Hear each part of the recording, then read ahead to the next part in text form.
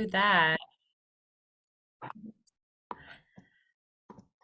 Hello, hello, as people enter the room. I love seeing these familiar names. I know, I was gonna say, I love seeing our deeper death work and death school grads. Yay, it's nice seeing your face. Hi, Morgan. Hi. Welcome back. Hope all is well with you down there right now.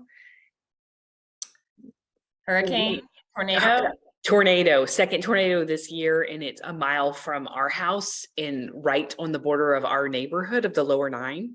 So it's just, and it hit also in New Orleans in part of Orleans Parish, but it didn't, it's kind of done the same kind of path up and then jumps the river and then just kind of annihilates people in the way. It's again, another blow. Tragedy, literally.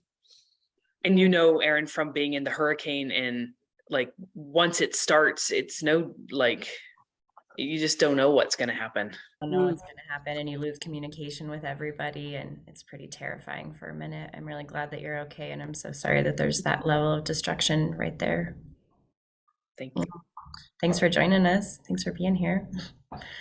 Cool. Hello, everybody.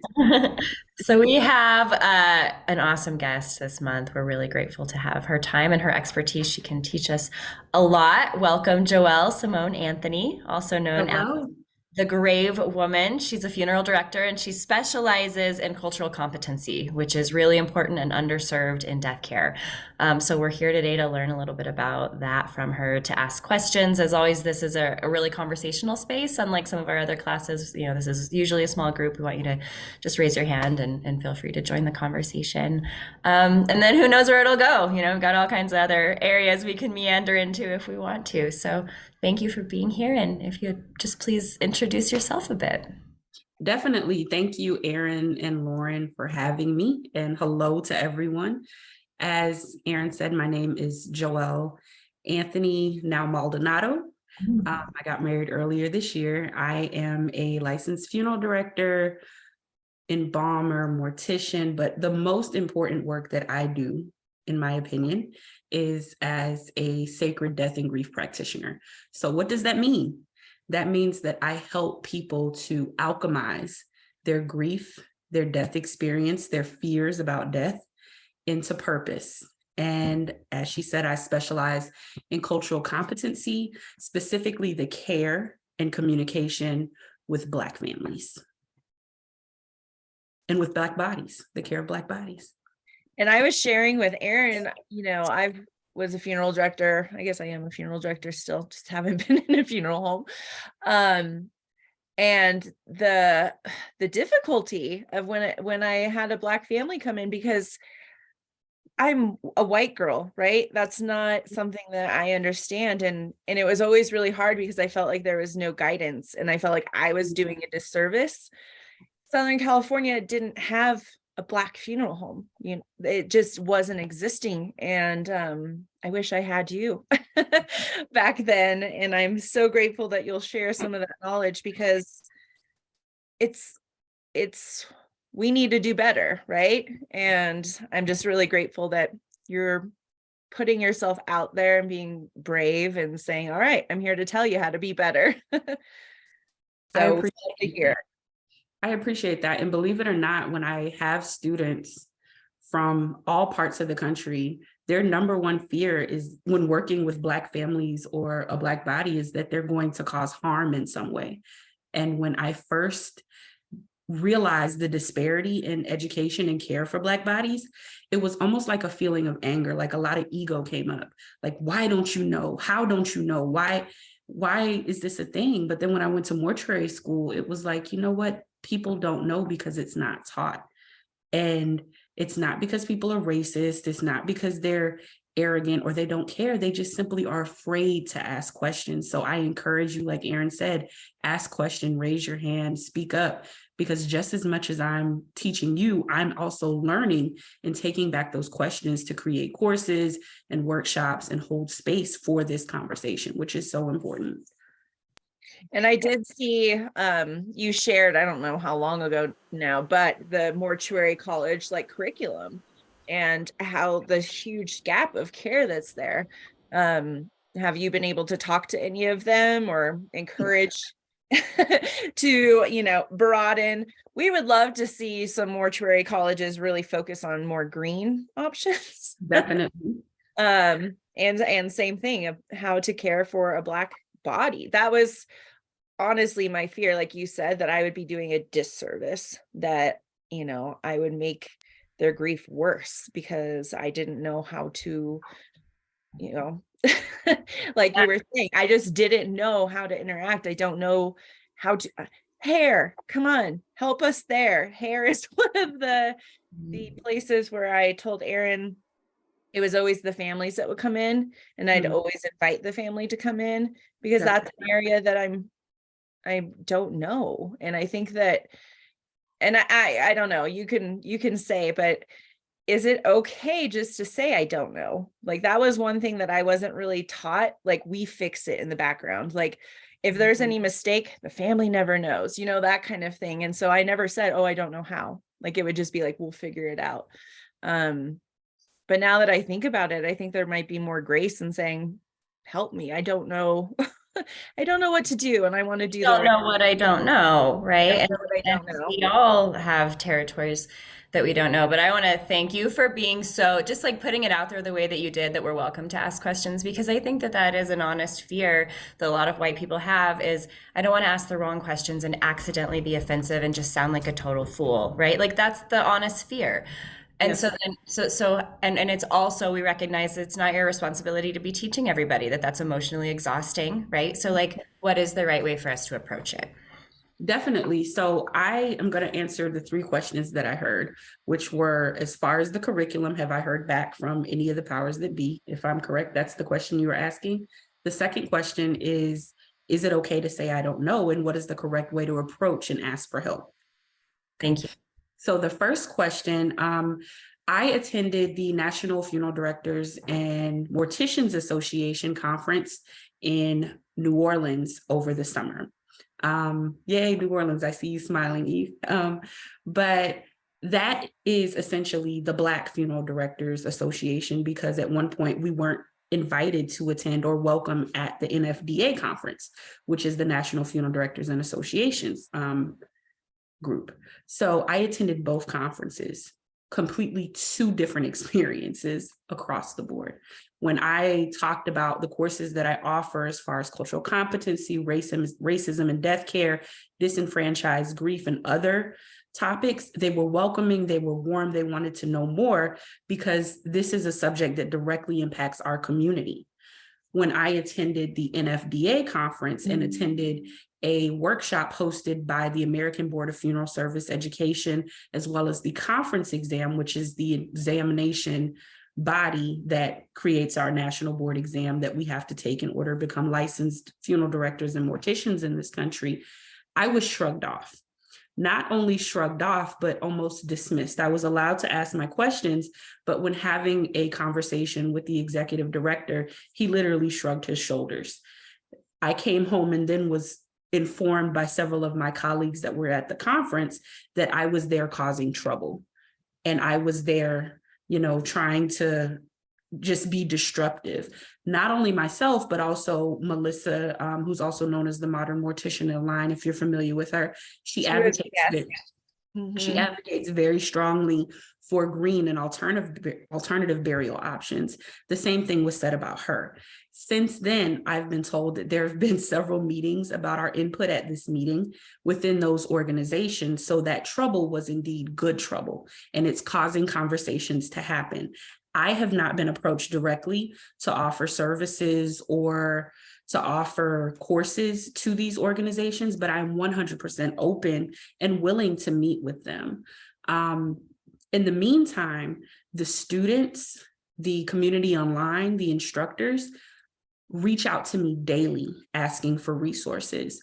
And because this is the platform that I've taken on as a part of not only my business structure, but my purpose and a part of that sacred grief and death work that I do, the best way to approach it is to simply say, hey, I have a question, I need help. Of course, I appreciate registers, those that register for courses, because that is a form of income for myself and so many others. But I would never turn away from offering information to someone who is genuinely seeking help in an area that they don't know, especially when it comes to caring for a deceased body and providing a service to a family. I hope that answered the question. Wow. A lot of that, I think all of our mouths dropped like, what? I am so glad that you're a disruptor. I mean, me and Right. Aaron, I We're felt disruptors too. And often progress looks like disruption, right? And we got to shake it up because change is good. We got to put some cracks in them.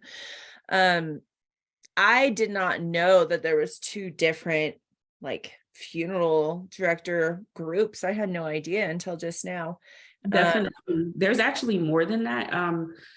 Each state has an association, which is a break off of one of the two majors. And then there's also some subsects in there, but then you have ICCFA, CANA, which is cremation. But those two main bodies originally started for white people and Black people, which is sad but true. Mhm.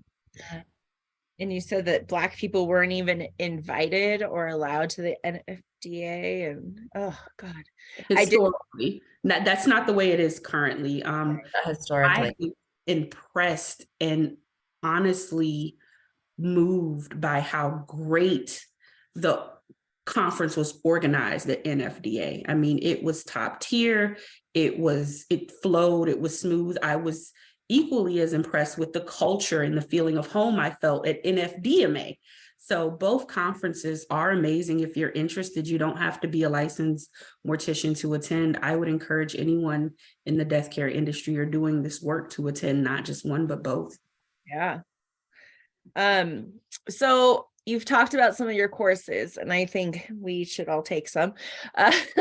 But what courses do you offer on your website, and what do they? I have like 20 something courses to date, and I actually, Oh my gosh. Yeah, I'm going to be adding 24 new courses next year. You've been busy. That specifically address issues of cultural competency, not just from a Black perspective. I will be exploring the major religions here in the United States and the major faith groups here in the United States, because I feel as if, and you could probably attest to this, Lauren, when we're in mortuary school, we learn how to take care of Catholic people, Jewish people, and other white people.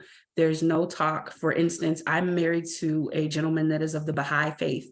Prior to meeting him, I had never heard of the Baha'i faith before. And I have learned so much about what they do at the end of life and how they honor life. It's very similar to what I would consider to be an Islamic or Jewish service, but just what they believe about the end of life and about family and about marriage being a fortress, not just here in this life, but throughout eternity. I've learned so much from my husband, and that inspired me to explore the 12 major religious and faith groups that are here in the United States. So that will be launching next year. The classes that are currently on the website range from racism and death care. I have 2 courses about that. Disenfranchised grief from multiple perspectives, abortion, drunk driving, not a physical loss, but maybe the loss of a job or a pet or a friendship or relationship, and how we have discussions with people about those types of losses. I do something my husband and I call the Grief Art Workshop, where we mail out art supplies. And we have basically a jam session full of tears and snacks and love. And we do this all virtually on Zoom. We try to do it once a month, but it's been a little bit hard this year with getting married and moving and everything. Let's see, what else is on the website? I have courses about the divine feminine grief and how grief in our world is so masculine, and how our feminine energy has been so suppressed that it affects the way that we approach loss and grief. And how do we tap into our innate feminine energy, not just as women, but those that resonate with feminine energy, in order to express our grief in a more bowl-like way instead of an arrow-like way. I have courses about the care of Black hair and skin and makeup at the end of life. learning about the cultural significance of natural hair, of braids, of hairstyles that we adorn as African American people, and how to care for those things. Even if you don't know how to replicate those hairstyles, having conversations with families and learning the correct terminology, what not to say, what's offensive, being able to express concern for details, even if you're not able to perform those rituals and details. So I have a plethora of courses online. I want to take all of them. Yeah.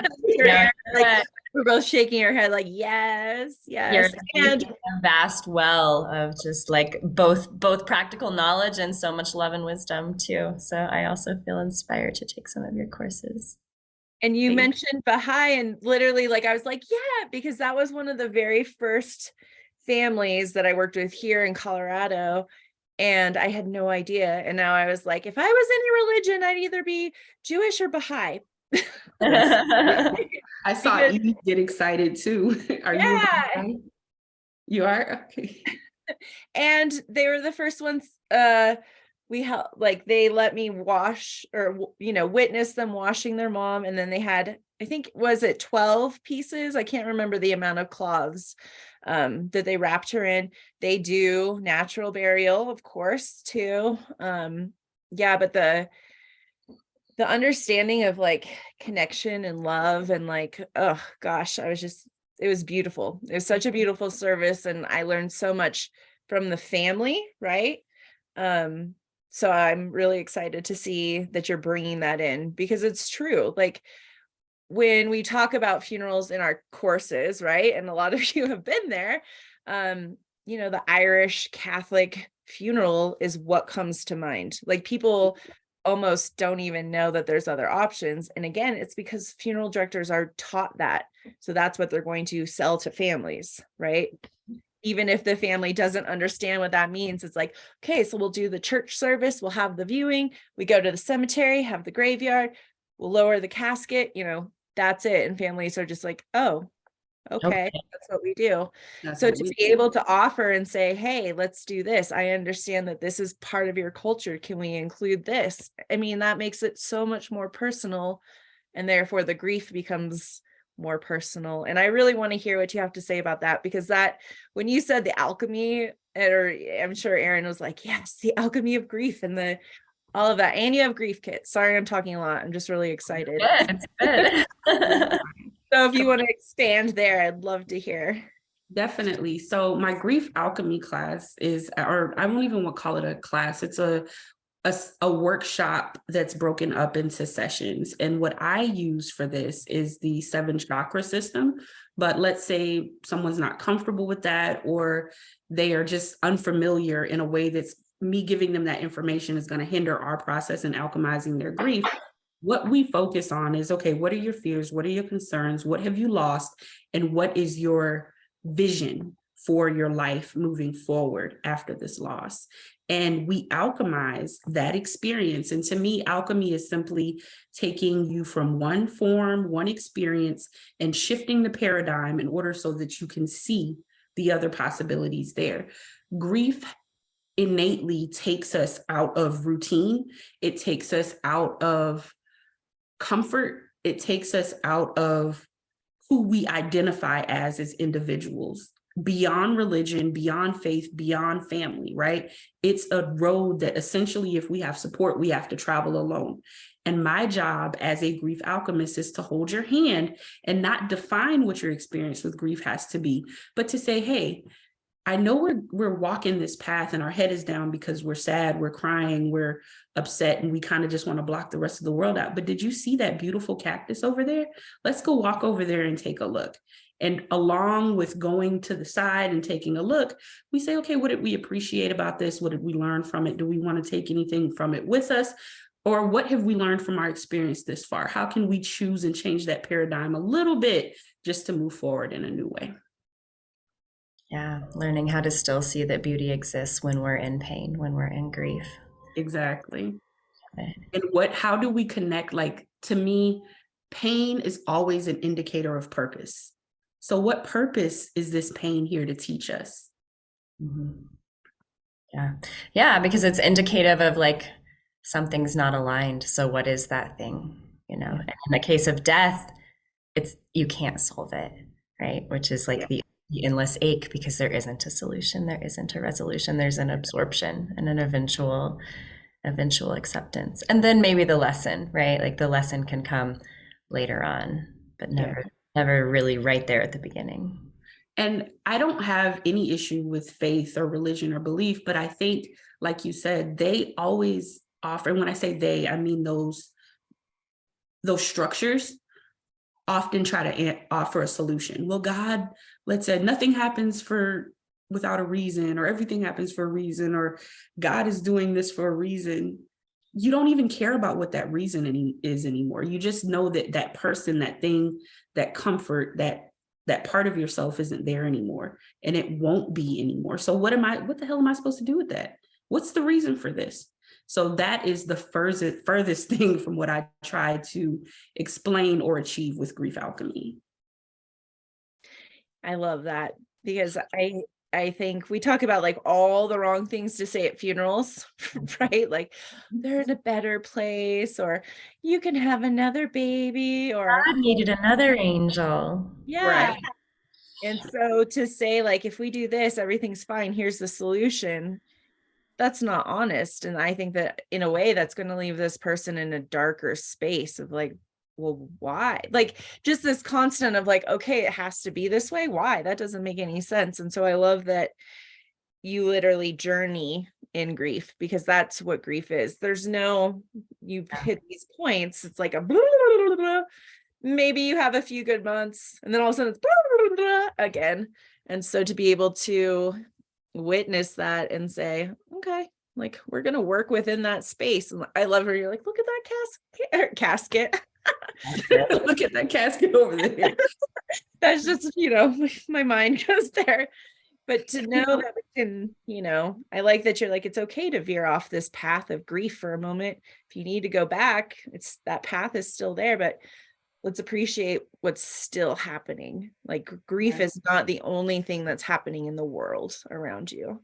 And I feel like and we explore several nuances of who we like, identity, really. Who are you? Who were you? What was this? Who was this? And who are we becoming, right? So we explore things like how grief affects your specific zodiac sign, how grief affects your elemental sign. Like there's just so many nuances that we explore. To me, it's almost like the languages of God.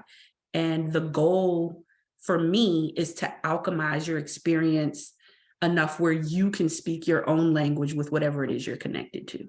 Spirit, God, creator, the universe, whatever. So that eventually you no longer need me as the physical guide. You can kind of navigate on your own. Yeah.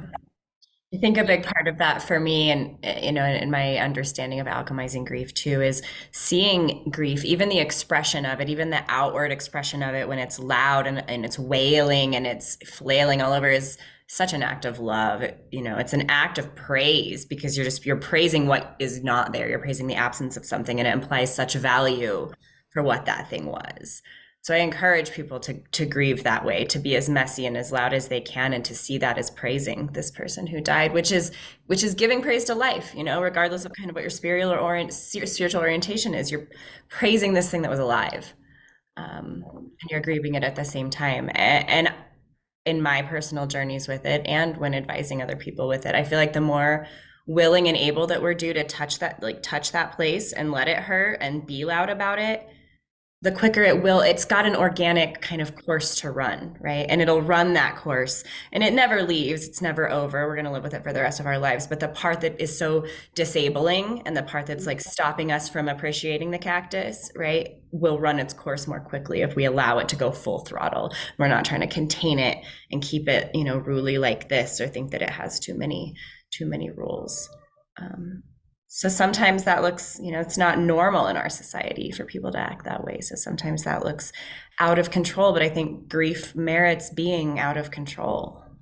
And I loved you talked about the divine feminine and grief. And I think that goes back to kind of what Erin's saying, where we were able to wail together in community and not hold it in and not follow that, like, okay, this is how we grieve. It's like, This is how we grieve. We talk about grieving in community and the purpose of that.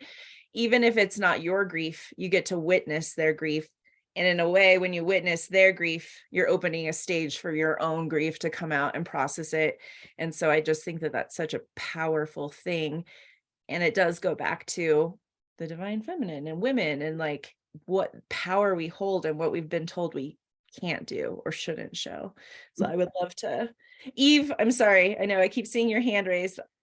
Oh, it's no problem. I was wondering, can you talk about the Gullah Geechee I saw on your Instagram that you, in just coming from New Orleans and being a white body living in New Orleans, I've been here just over 4 years, and I see the joy and the pain. Like, we often see funerals and we see second lines and we see people in the Black culture out celebrating, and here many Black and white blend together.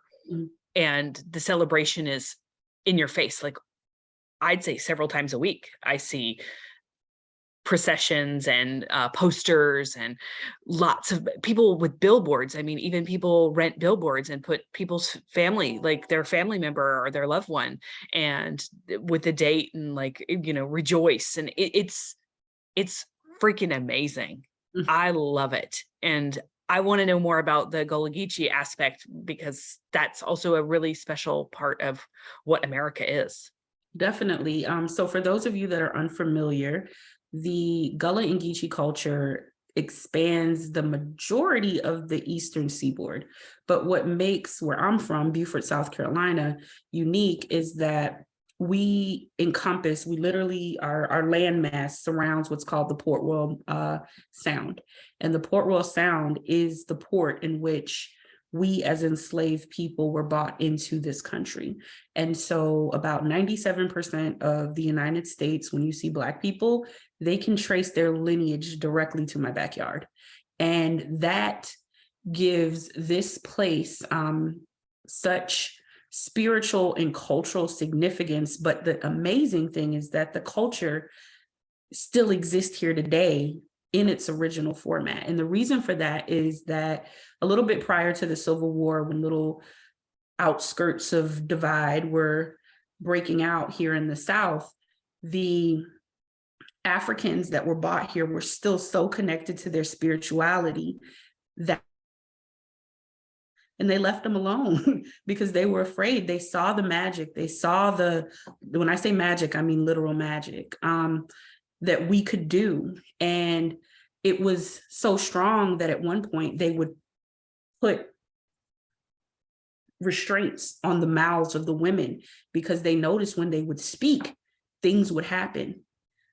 Things that were considered paranormal or evil because they were affecting the white slave masters and rulers negatively. But it seemed like it had a positive impact on the Black people, which is just a small note, a part of the reason why I adorn red lipstick, especially when I'm speaking on public formats, because I understand the power of my voice that reaches back generations.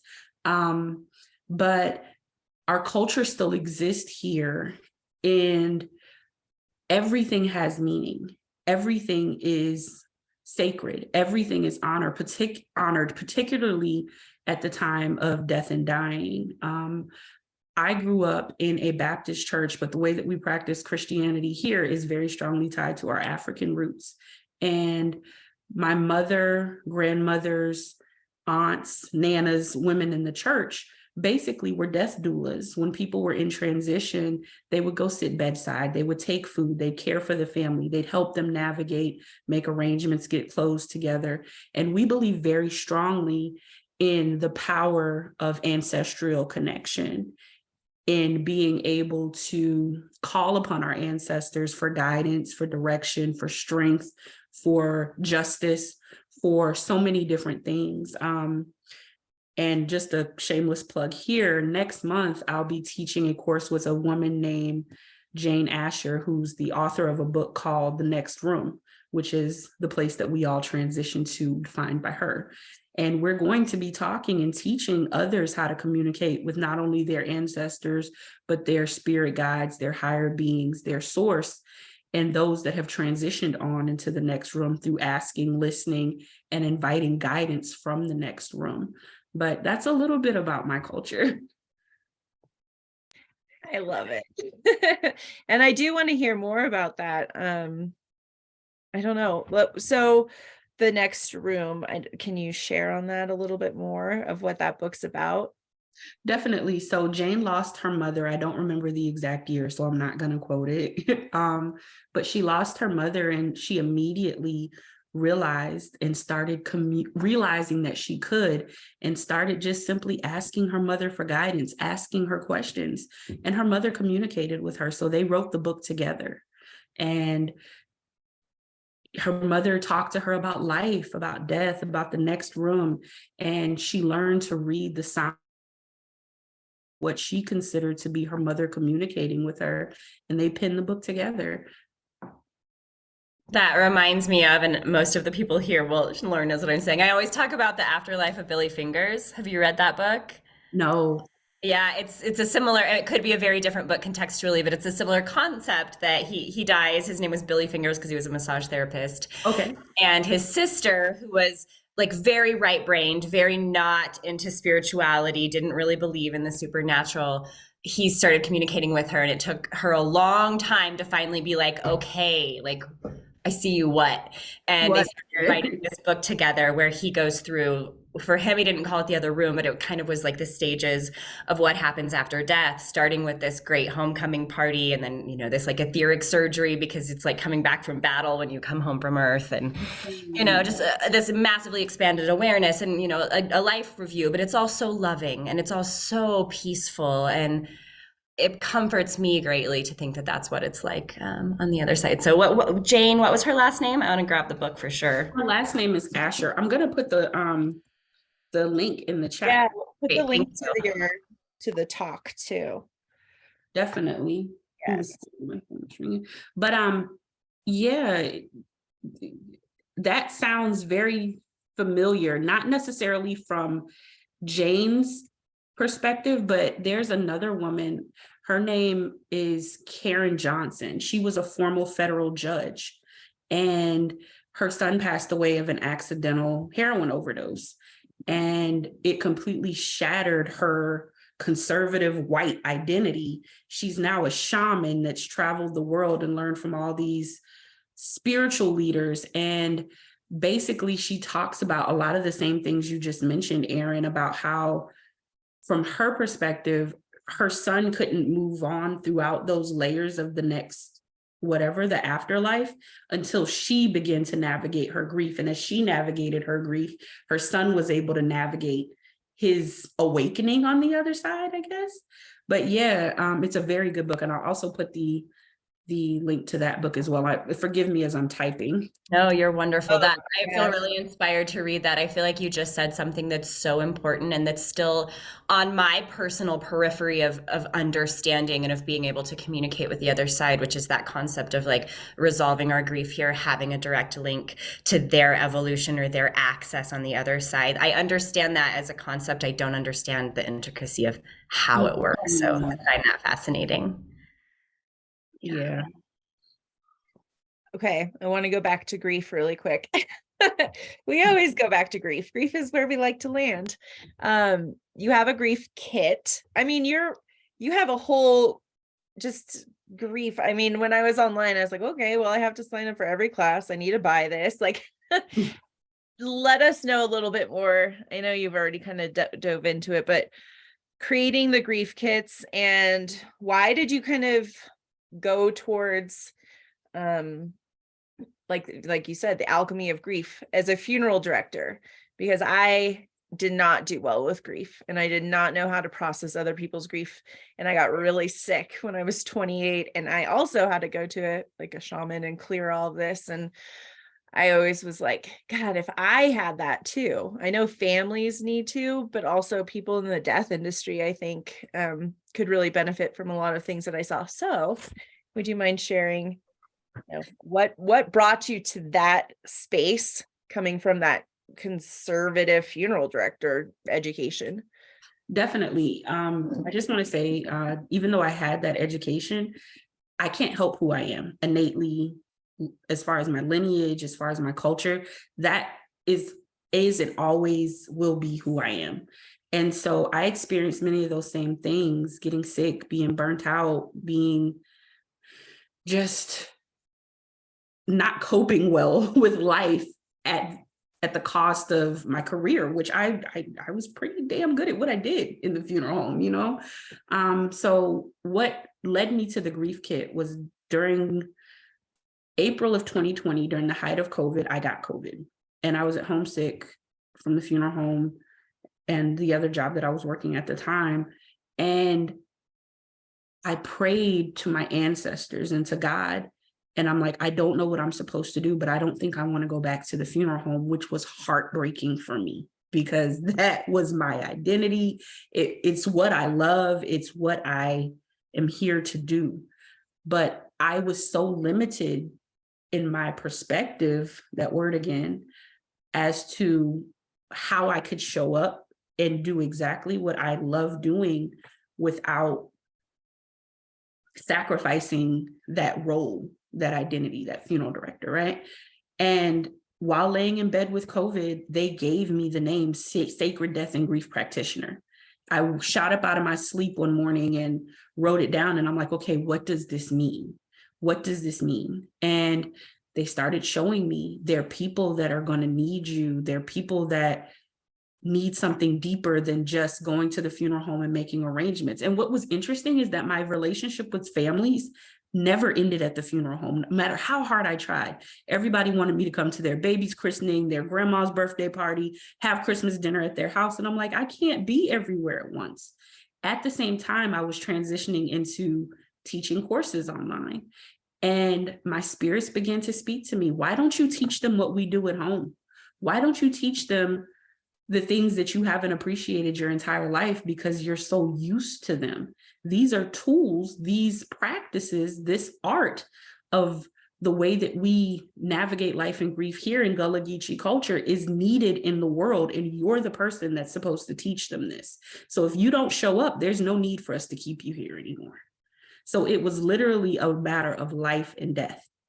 Like either you're going to take this assignment or it's time to go. How that was going to happen, I don't know. I chose to take the assignment.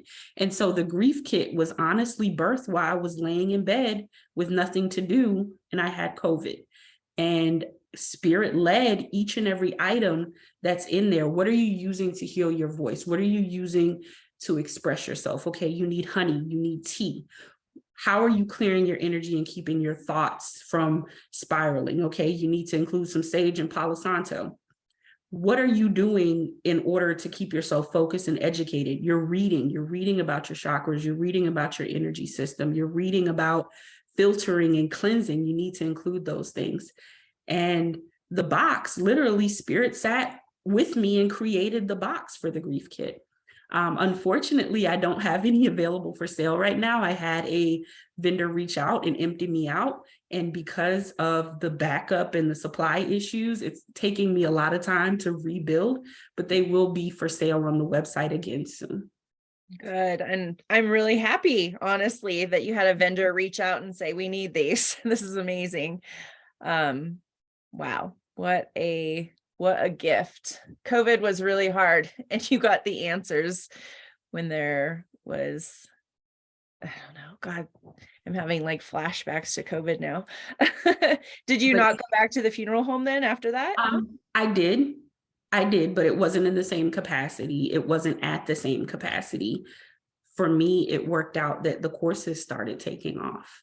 And I did an amazing course first it was a conversation right around the time that George Floyd was murdered.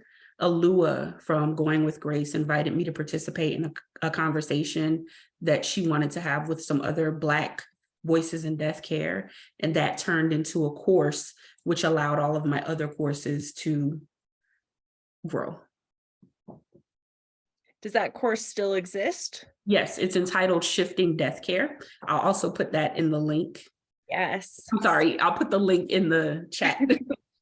We did have somebody say, what resources do you think are the best to go in order to educate ourselves? And I think you're kind of giving some of the answers right here. Do you have any other resources of, other Black women who are doing this work or educators? Definitely. So I would suggest, of course, the shifting with death care. That was done in collaboration with myself and 4 other amazing Black women in the death care space: Oceana, Alua, Lashana, myself. Naomi was a part of the conversation, but she was not a part of the course. There is a woman named Monica Torres. I don't know if you guys are familiar with her. She is Cold Hands host and Next Generation Mortuary Support. Yeah, you like Her, Monica. yeah, she talks about the art of embalming and the importance of embalming. I know a lot of people are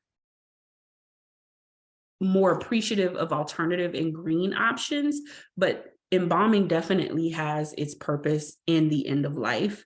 I'm an advocate for whatever anyone wants, but embalming is so important because so many people need to be able to say goodbye in a physical form that is palatable for them.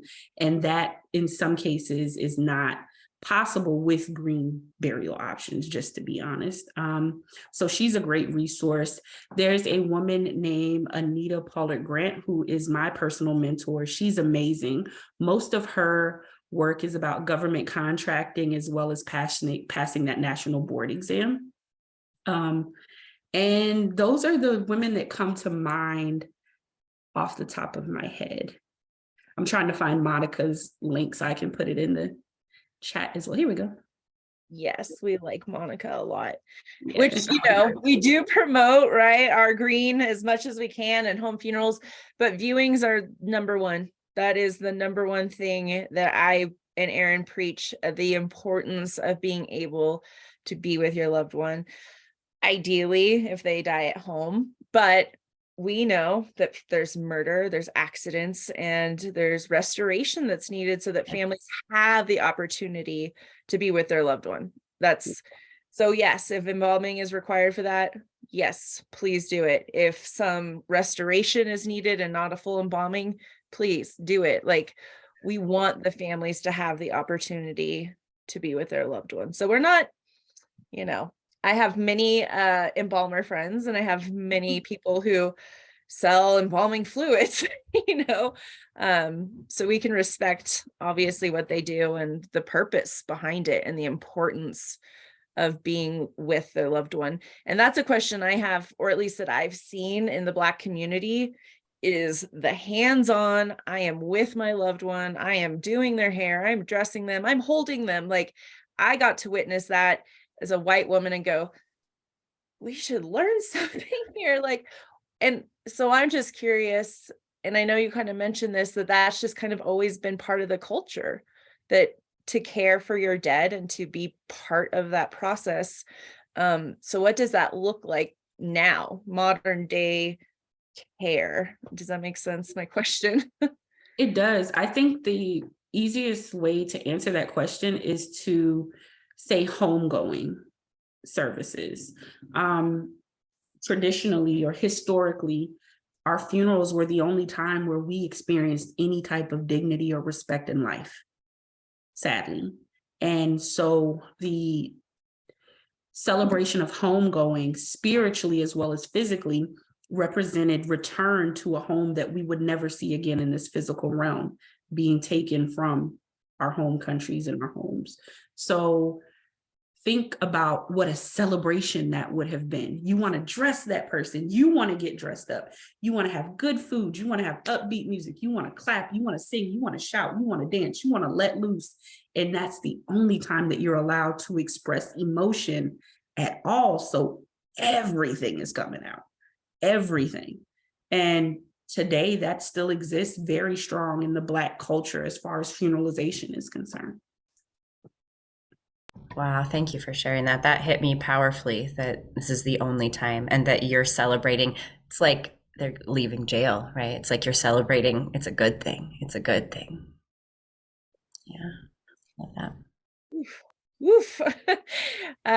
Does anybody, we're going to open it up because we have about 15 minutes. Does anybody have any questions that they want to ask? What we love about Joe'l is she really is an open book. Like, ask anything and she is ready to answer. Do we have anybody here? I know Eve already asked her question. Let me look in the chat too. Nope. Okay. Erin, I was going to say you're muted. I have a question, and if I missed this while I stepped away, please let me know. But Joelle, how do you feel about the intersection of death doulas and funeral homes? And is there a way that death doulas can be supportive in cultural competency? You know what? I love the intersection of death doulas. I feel as if the two need and should work together because we need each other. It's physically impossible for me to sit with a family while walking them through what needs to be done with their loved one. It's physically impossible. I have a degree behind my name, but to me that is no more important than the work that a death doula does. And I can understand after witnessing where I've seen step their lines and make promises to families that aren't necessarily legal, where the conflict comes in. But I feel as if funeral directors and doulas were to converse more in spaces like this, or maybe if death doulaing was a part of our education. I don't know if you guys have to be certified in order to be a doula, but I feel as if it would be the perfect marriage, honestly. I feel as if a lot of doulas that I've known are in areas where they serve people that look like them, think like them, pray like them, mourn like them. And my advice for that is the same thing I tell funeral directors that are starting out. Make it a mission to work with people that do the exact opposite of everything that you do at the end of life. And that is how you step in and advocate for cultural competency. And my thing is to always approach any type of end of life or death care as a guest in a very sacred home, temple, or space. It is not your job to go in and try to define what it has to look like or conform or make yourself comfortable. It's your job to show up as a blank canvas, which is why I wear white a lot, to remind me of that. Like, it's my job to be a blank canvas and give this family, this person, this energy what it needs, not what I think it needs. I love the way that you said that. I think that the general public give this kind of false sense of authority to funeral directors. Like, I'm just going to do whatever they say. It's almost like they're up there with cops in terms of like having a role of authority. And what you said is the truth. Now, I'm going to defer this back to the family. My role is to educate and facilitate their wishes, but what are their wishes? Do you think that most funeral directors, and I know most is a really broad, unfair term, but I guess in your circle, do most people feel that way? Or is it unique to feel that way as a funeral director? Excuse me. Professionally, I've worked with a lot of older people, so they probably don't even know what a death, and I shouldn't say it that way. I've worked with a lot of older minded people. Mm-hmm. So they probably are unaware of the fact that death doulaship is a thing, which blows my mind. Yeah. Most of my interaction is with students and new professionals as far as like my personal work. And I can say the majority of them feel the same way I feel. Okay. It's the older generation and the older thinking generation that, take issue. And the corporate office. Well, you know what? I can't say that because I used to work for an alphabet company, and the people in the organization that are on the front lines doing the work are open. It's the accountants, the lawyers, the executives that not.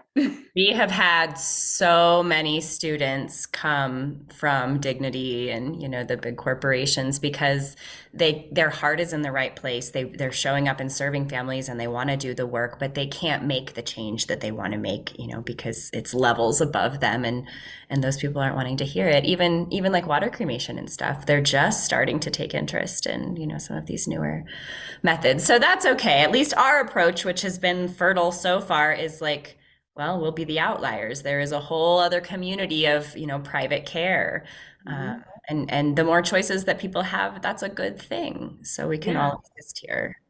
yeah. I always give SCI a little nod because if I wasn't there and kind of got told like, no, you can't do this over and over and over again, I don't know if I'd be an educator. I don't know if I would have had that same kind of like flame inside of me of like, I want to do good. And the uppers are saying like, no, you can't actually do that. No, you can't do that. No, you can't do that. And Emily that owns Beatree Water Cremation, she came from SCI. And then Emily that owns the natural burial here in Colorado, she came from SCI. So I do think that there's, yeah, and you, Yeah. like, I think that corporate world, like you said, it's like we're stepping in to serve and have the heart. And then the accountant is like, you didn't sell enough packages. Like you didn't get enough. You need to focus on this next month, but don't worry, you'll get some money for doing it. So yeah, as much as I like frown on them, I also feel like it inspired me to be better, to do more. Yeah. I And wouldn't be passionate about cultural competency if it hadn't been for the time that I spent working in a cemetery that was so diverse and in a care center where I had to know how to communicate and care for different people. yeah, it really does give you the experience in a very I don't want to say inspiring, but you get the full picture. Well, then that's a practical question that I have. If you're working for a large funeral home, for a dignity, funeral home in let's just say in a city that is culturally diverse, do they make sure that they have staff who can tend to all types of bodies, or is it procedurally the same for everybody unless the family is involved? What does that look like now? It's well, I haven't worked there in 5 years, so I can only speak from that. But it's pretty cookie cutter. I was a unicorn in my facility, and I worked in Atlanta. Yeah, Oh, where you shouldn't be a unicorn in that facility. I was really inspired though when you said, the new generation of funeral directors who already know what death doulas are, that are learning about water cremation and also are inspired by it. I always joke like I was the unicorn. I was a young girl and it was all old white men. And Right. I'm seeing it change, but that's still kind of the standard. You walk into a funeral home and you expect to see an older white man in a suit. That And is what you expect, but that's not, I mean, the reality is changing. And I know that that's regional. It depends what part of the industry you're in, but certainly here in Denver, if they're doing anything that's green, they're going to get a cute female instead of an old white man. yes, we are loving seeing more female owned funeral homes pop up because, that's there's just such a passion and calling. And I'm not saying old white men can't do it, but I've seen that they would go to that role for more of the monetary reasons versus the service reasons. And I see women step into it to serve Claiming versus it as a what service. package they're going to sell. And the Uh, truth is, it can be both, and it should be both, right? It should not just be a corporate, suited, heartless, scripted position as we see. And it also isn't, it's not like hippie work, it should be unpaid either. So I think that we're creating really good lanes. Definitely. I just put another resource in the chat. It's two young Black women out of Memphis that own Afterlife Mortuary, and they're amazing. Awesome. Thank you. I'm looking at their website now. Yeah, I mean, so I know that change is happening.